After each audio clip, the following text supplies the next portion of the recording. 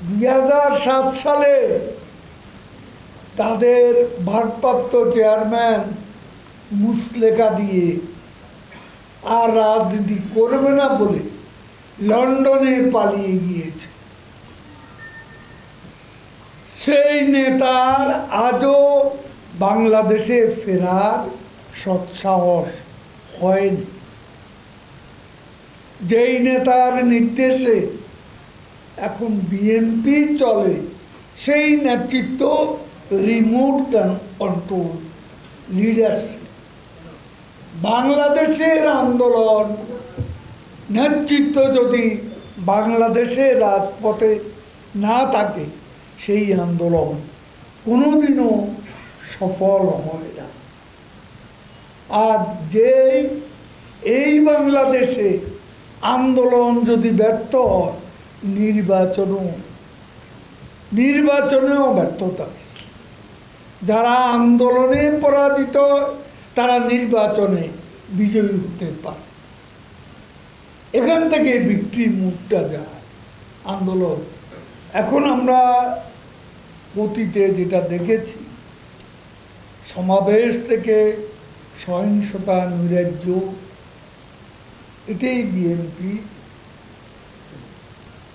রাজনীতি। তাই আমাদের সবাইকে সতর্ক থাকতে হবে, সজাগ থাকতে হবে।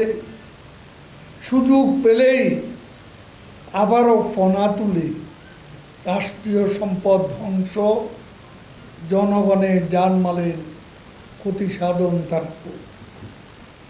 দেশের গণতান্ত্রিক চর্চাকে ব্যাহত করতে বিএনপি বিভিন্ন কর্মসূচি দেয়, কথা।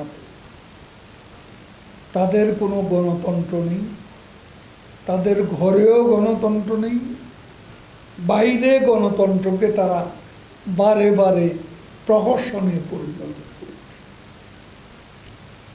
এগুলির সঙ্গে জনগণের কোনো সম্পৃক্ততা নেই। তারা ভোটে আসে না, কারণ ভোটারদের তারা ভয় পায়।